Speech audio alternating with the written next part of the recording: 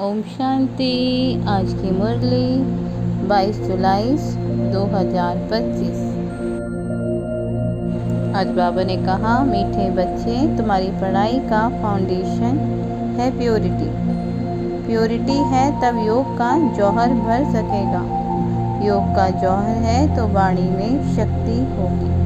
चित्र में भी एक व्यक्ति को हाथ में किताब लिए जो पढ़ाई कर रहा है, कमल के आसन पर विराजमान दिखाया है। कमल अर्थात पवित्रता की निशानी।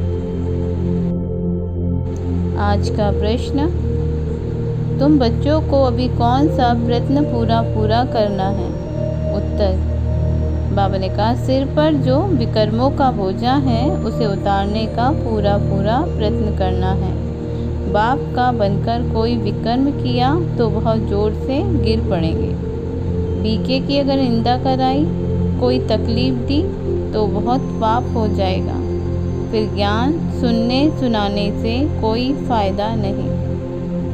बाबा कह रहे हैं, वैसे भी हम पर 63 जन्मों का विकर्मों का बोझा है, इसलिए अब कोई अवगुण के वश होकर बीके परिवार की निंदा नहीं करानी है और ना करनी है।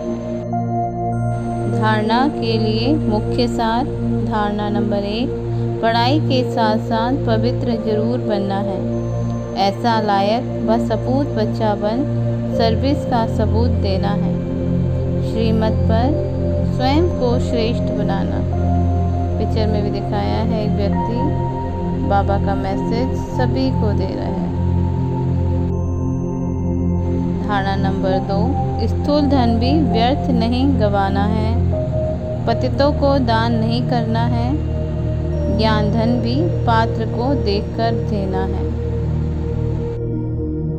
आज का वरदान, पुराने संस्कारों का अग्नि संस्कार करने वाले सच्चे मरजीवा भव।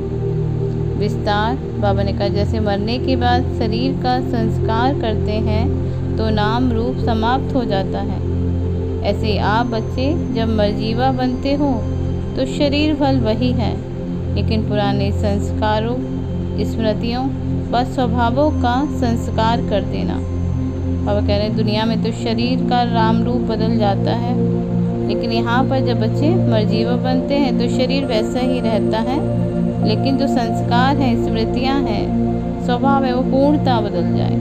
संस्कार किया हुआ मनुष्य फिर से सामने आए तो उसको भूत कहा जाता है। दुनिया में भी अगर मरा हुआ व्यक्ति सामने आ जाए तो उसको कहते हैं भूत। ऐसे यहाँ भी यदि कोई संस्कार किए हुए संस्कार जागृत हो जाते हैं तो वह भी माया के भूत हैं। इन भूतों को भगाओ, इनका वर्णन भी नहीं करो। स्लोगन, कर्म भोग का वर्णन करने के बजाय कर्म योग की स्थिति का वर्णन करते रहो। इसमें बाबा बता रहे हैं कि हर समस्या में हमें समाधान स्वरूप बनकर रहना है।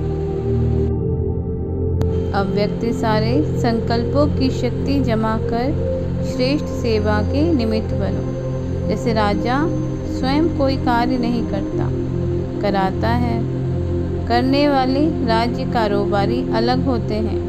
अगर राज्य कारोबारी ठीक नहीं होते तो राज डगमग हो जाता है। ऐसी आत्मा भी करावनहार है।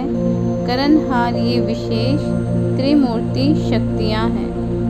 और कहते हैं, राजा कोई कार्य नहीं करता, कारोबारी कार्य करते हैं, ऐसे ही आत्मा भी करावनहार है और करने वाले मन बुद्धि संस्कार है।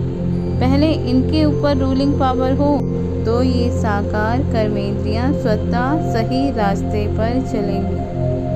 अच्छा, ओम शांति।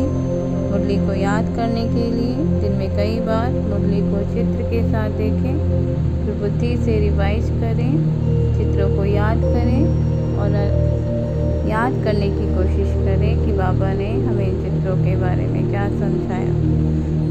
ऐसा करने से हमें मुरली याद होने लगी। अच्छा, ओम शांति।